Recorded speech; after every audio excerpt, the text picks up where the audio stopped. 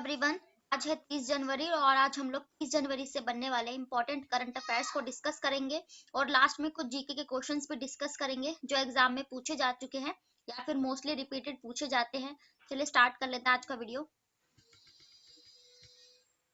आज का first question है, हाल ही में यूरोपीय संघ ने अपना पहला मुख्य भूमि उपग्रह प्रेक्षण बंदरगाह कहां पर स्थापित किया है? तो इसका राइट आंसर हो जाएगा स्वीडन। स्वीडन जो एक यूरोपीय देश है, वहीं पर जो यूरोपीय संघ है, आप लोग जानते हैं यूरोपीय संघ यूरोपीय जो देश है उनका एक यूनियन है, तो वहीं पर इन्होंने अपना इनोग्रेट किया है मेनलैंड सैटेलाइट लॉन्च पोर्ट यानी कि एक बंदरगाह उपग्रह लॉन्च कर दिया गया है। अब स्वीडन की बात आई है, स्वीडन को हम डिस्कस कर लेते हैं। पहले हम यूरोपीय संघ की बात कर लेते हैं।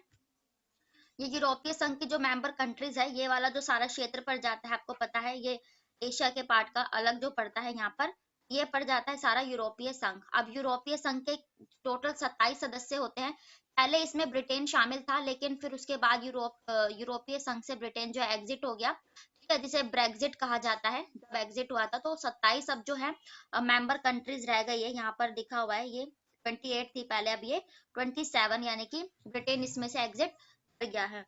यूरोपीय संघ ये लाता है और यूरोपीय संघ के यहीं पर ये जो है ना स्वीडन की लोकेशन यहीं पर पड़ जाती है, ठीक है। और इसको हम मैप से डिस्कस कर लेते हैं स्वीडन को।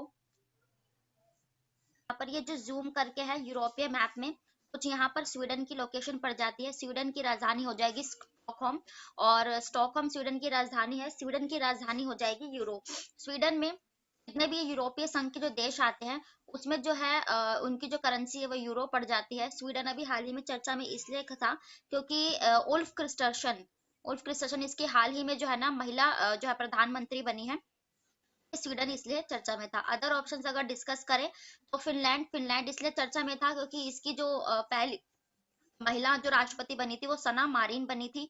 फिर नॉर्वे की लोकेशन यहाँ पर पड़ जाती है।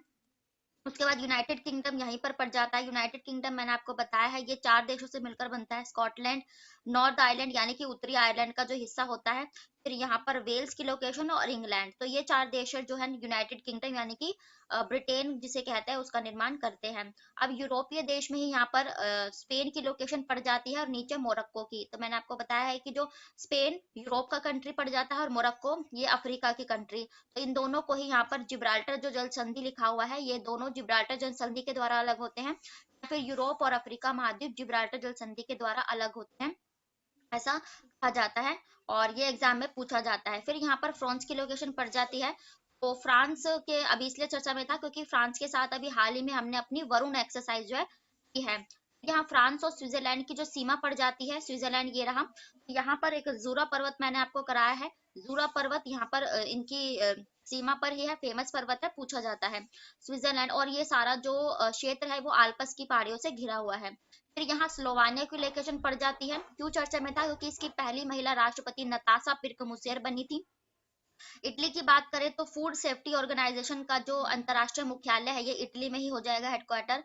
तो एशिया इसलिए चर्चा में था क्योंकि इसने जो है ना अभी यूरो करेंसी को अपनाया है, पहले नहीं थी, पहले क्रोएशिया की करेंसी थी कुनो।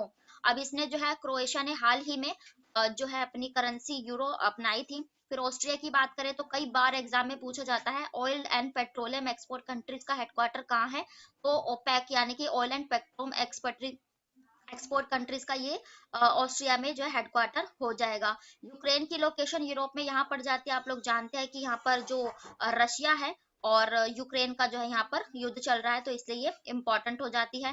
काला सागर की लोकेशन मैंने आपको बताई है। काला सागर इस आजकल बहुत चर्चे में है इस युद्ध में, तो इसलिए आप ये जो है लोकेशन याद रखिएगा, ठीक है। फिर उसके बाद मैंने आपको संध्या कराई थी यहाँ से, जैसे कि ये अजोव सागर यहाँ पड़ जाता है, ठीक है, अजोव सागर।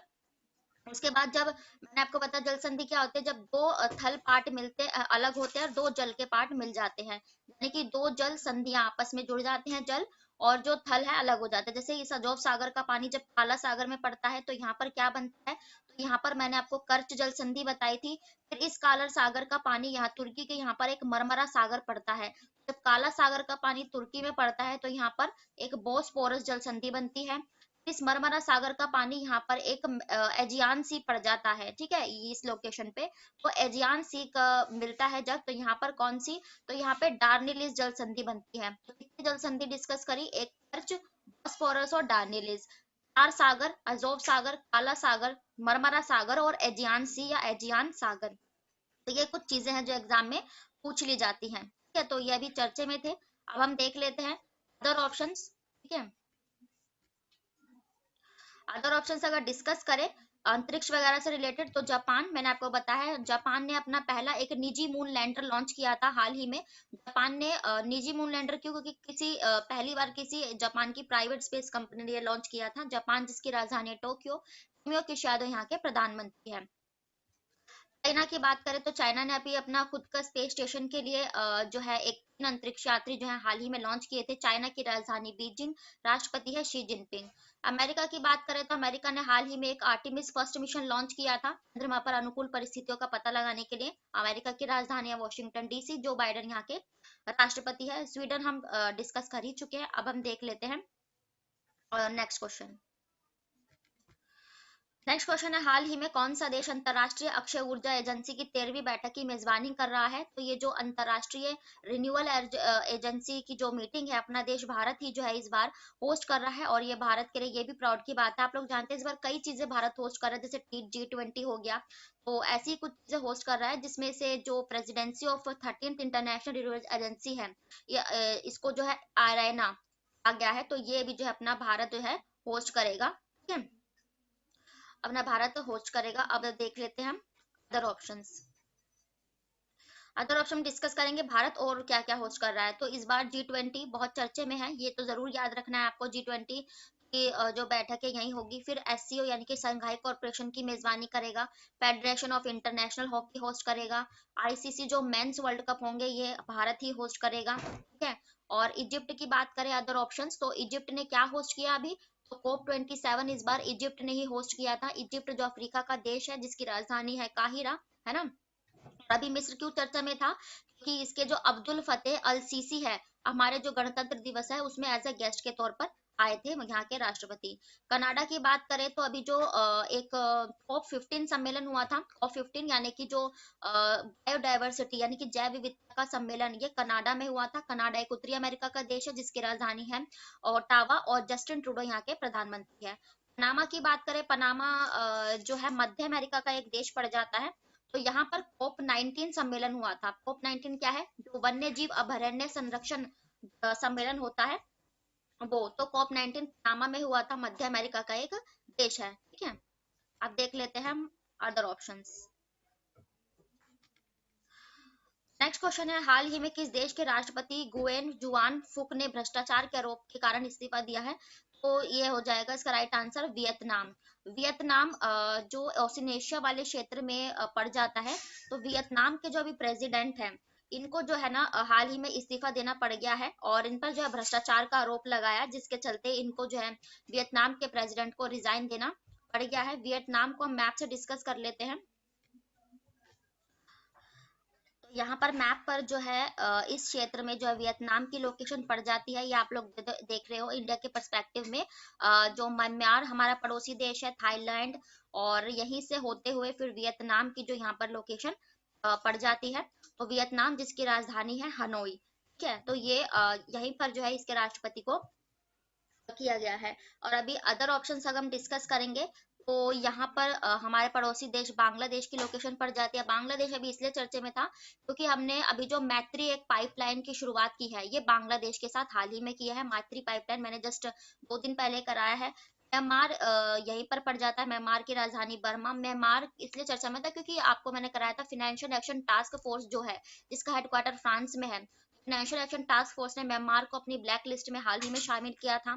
थाईलैंड की लोकेशन यहीं पड़ जाती है, थाईलैंड की राजधानी बैंकॉक।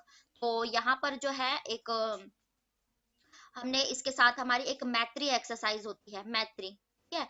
मैत्री पाइपलाइन है, जो मैत्री दिवस है वो हम बांग्लादेश के साथ, लेकिन अगर मैत्री एक्सरसाइज की बात करें तब हम थाईलैंड के साथ मनाते हैं। श्रीलंका के साथ बात करें तो श्रीलंका के साथ अभी हमने क्या चीज शुरू की है, कैरी एक्सरसाइज, तो इसलिए ये चर्चा में था।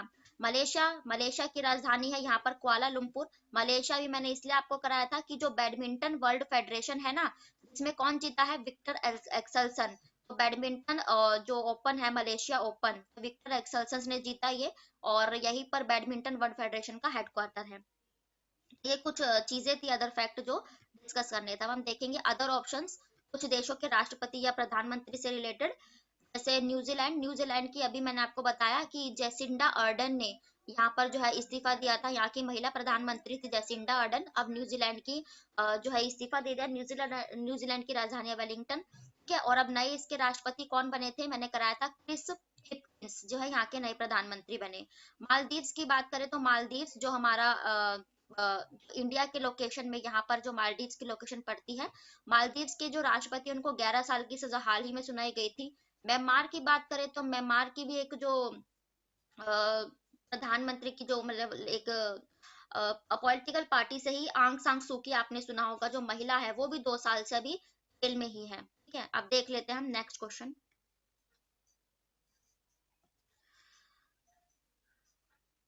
नेक्स्ट क्वेश्चन है, हाल ही में किस राज्य ने G20 की पहली पर्यावरण और जलवायु स्थिरता कार्य समूह की बैठक आयोजित की है? आप लोगों को पता है G20 से रिलेटेड जितनी भी बैठकें या समिट हो रही है, मैं उन सबको कवर कर रही हूँ। तो ये अभी हाल ही में संपन्न हुई है बैंगलोर में। कर्नाटका की राजधानी जो बेंगलुरु है, वहीं पर जो है जो पर्यावरण जो सम्मेलन समिट है पर्यावरण संरक्षण से रिलेटेड G20 की, तो ये होस्ट मतलब किया है कर्नाटका ने। और G20 का जो अगर थीम एक तरीके से बोले तो वसुधैव कुटुंबकम के साथ ये जो है अपना देश भारत इसे होस्ट कर रहा है। वसुधैव कुटुंबकम मतलब पूरी धरती एक है, यहाँ पर लिखा है ना, one earth one family one future. तो वसुधैव कुटुंबकम, पृथ्वी एक है के साथ हम इसे होस्ट कर रहे हैं G20। और ये कहाँ पर होगा, तो ये जम्मू कश्मीर में होस्ट किया जाएगा। और इसके शेरपा कौन होंगे, तो ये अमिताभ कांत होंगे, जो पहले नीति आयोग के सीईओ रह चुके हैं, ठीक है। और अदर ऑप्शंस अगर डिस्कस करें G20 की मीटिंग से ही रिलेटेड, तो अभी कोलकाता में क्या हुआ था, तो कोलकाता में इसी G20 के लिए जो वित्तीय बैठक हुई थी ना, फाइनेंशियल जो बैठक हुई थी समिट, वो कोलकाता में हुई थी, जो बांग्लादेश की राजधानी है, सॉरी पश्चिम बंगाल की राजधानी कोलकाता, मुख्यमंत्री ममता बनर्जी। बैंगलोर जो कर्नाटका की राजधानी है, और बसवराज मुंबई यहाँ के मुख्यमंत्री हैं। उदयपुर की बात करें तो सबसे पहले जो शेरपाओं की मीटिंग, शेरपा मतलब मैंने आपको बताया था कि जो उत्तराखंड के लोग जो होता है शेरपा मतलब गाइड होता है, तो शेरपाओं की सबसे पहले मीटिंग उदयपुर, राजस्थान के उदयपुर में हुई थी, जिसे सिटी ऑफ लेक कहा जाता है। राजस्थान की राजधानी है जयपुर, और मुख्यमंत्री अशोक सिंह गहलोत। मुंबई की बात करें तो अभी एक बैंकिंग G20 की बैंकिंग समिट हुई थी। तो ये जो बैंकिंग समिट हुई थी मुंबई में आयोजित की गई थी। मुंबई जो हमारी राष्ट्रीय राजधानी और महाराष्ट्र की राजधानी, जिसके मुख्यमंत्री है एकनाथ शिंदे। अब देख लेते हैं नेक्स्ट क्वेश्चन।